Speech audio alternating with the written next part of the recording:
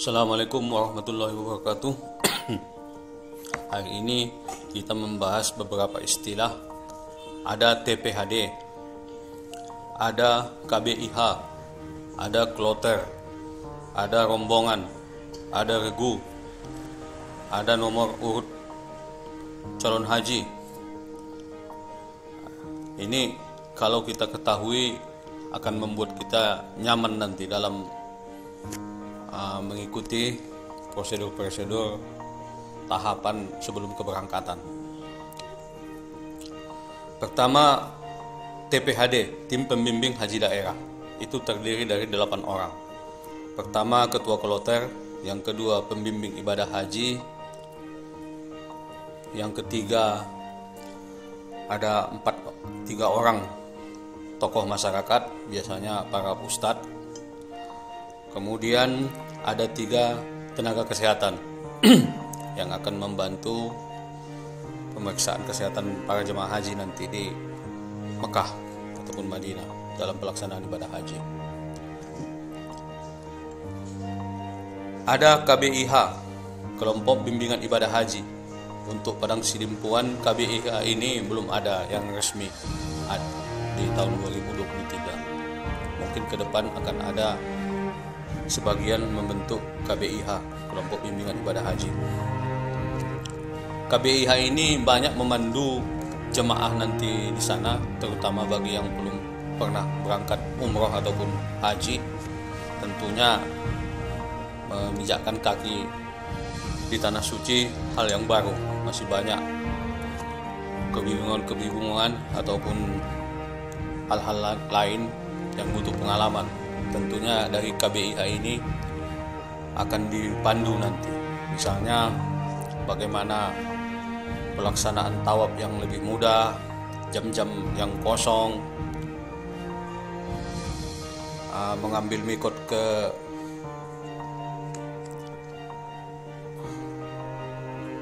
tempat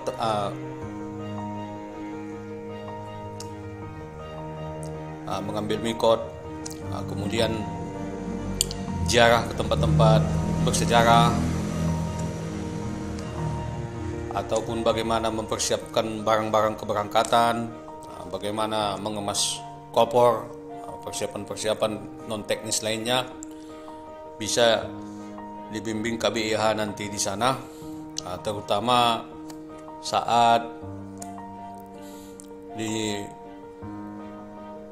pelemparan jumroh di Jamarot, ataupun dalam tawaf ifadah nanti, ataupun tawaf wadahnya. Karena itu sangat menuntut kemandirian dari calon haji, dari para jemaah haji.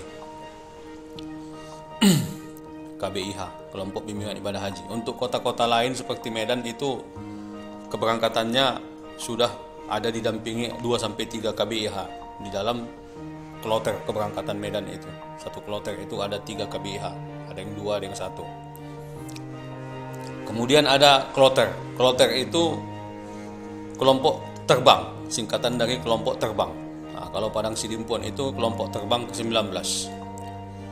Artinya dia menuju Mekah. 1-15 menuju Madinah, 16 dan seterusnya menuju Mekah langsung. Di bawah kloter ada namanya rombongan. Rombongan ini satu rombongan sekitar 44 orang. Jadi kalau 400 jemaah haji dibagi 44 itu 9 rombongan. Anda harus tahu Anda di rombongan berapa. Jadi rombongan itu ada 1-9. Berikutnya rombongan ini masing-masing membagi jadi 4 regu, terbagi dalam 4 regu. Satu regu itu ada 11 orang. Jadi kalau 400 jemaah haji dibagi 11 ada 36 regu. Artinya Anda harus tahu di rombongan berapa. Misalnya saya rombongan 6, regu 27, kloter 19.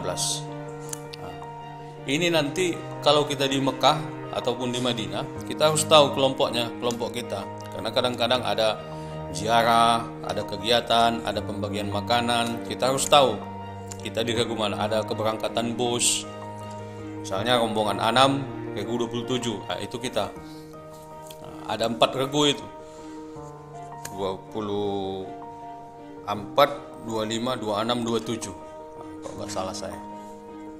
Dalam rombongan 6 itu ada 4 regu. Kemudian ada nomor urut Anda sebagai calon haji berangkat dari kota. Misalnya saya itu nomor 267.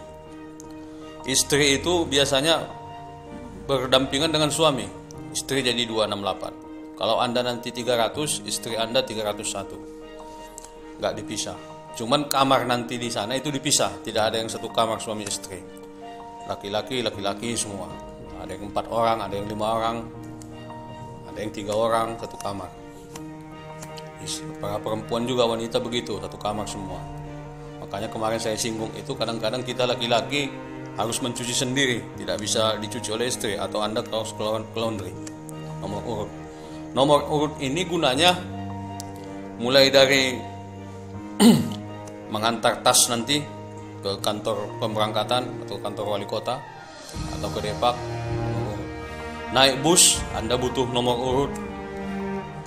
Sampai di Mekah juga begitu, Anda sangat dibutuhkan nomor urutnya karena nama sangat sulit dikenali. Orang tidak semua saling mengenal di sana. Rata-rata satu regu aja yang saling mengenal. Kecuali memang kita luas pergaulan. Tapi kalau rata-rata yang lebih dipegang itu nomor urut. Jadi Anda harus tahu nomor urut Anda nomor berapa. Karena nama ini kadang-kadang ada kesamaan nama. Jadi yang menentukan itu misalnya tas itu tahu 267 tas saya. Tidak mungkin tas orang lain lagi. Tapi kalau nama si A, si B itu banyak yang sama. Misalnya pengelompokan barang nanti rombongan 6 barangnya di sana. Anda harus tahu rombongan Anda nomor berapa. Regu dikumpulkan dalam satu regu masing-masing. Anda harus menyatukan barang Anda ke regu itu. Jadi ada istilah kloter, itu kelompok terbang Kota Padang Sidimpuan misalnya 19. Rombongannya 1 sampai 9 Anda harus tahu rombongan berapa. Regunya 1 sampai 36 Anda harus tahu namanya. Kemudian nomor urut Anda itu berdasarkan calon haji kota itu, nomornya kelihatan. Anda di urutan keberapa, istri Anda urutan keberapa. Nah, jadi pembagian regu ataupun rombongan nanti itu berdasarkan nomor urut. Nah, mungkin itu kalau untuk istilah kloter, regu, dan rombongan. Nah, jadi yang saya singgung tadi ada KBIH, Kelompok Bimbingan Ibadah Haji. Nah, disinilah bisa maksimal pelaksanaan ibadah-ibadah Anda nanti di sana. Walaupun tidak ada KBIH ini, Anda harus berusaha menyiapkan diri dari sekarang, membentuk grup-grup ataupun kelompok-kelompok belajar, sehingga nanti di Tanah Suci bisa bergabung dalam melaksanakan ibadah haji. Karena bagaimanapun kalau kita berjalan itu 5 ataupun 7 orang atau 10 orang, itu lebih asik ketimbang kita hanya berjalan sendiri. Nah, tentu sangat mendukung dalam pelaksanaan ibadah haji nanti. Kadang-kadang kesehatan kita kurang, bisa dibantu kawan, atau pengetahuan kita kurang tentang daerah itu bisa dibantu kawan.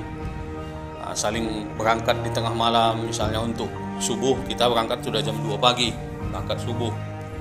Kemudian Isya itu rata-rata jam 9 baru pulang dari masjid. Mungkin bagi Anda yang tua, penglihatan kurang, bisa nyasar nanti kemana-mana. Jadi kalau tergabung dalam kelompok-kelompok tadi ataupun regu-regu tadi, itu lebih asik dalam pelaksanaan ibadah haji. Mungkin itu saja. Assalamualaikum warahmatullahi wabarakatuh.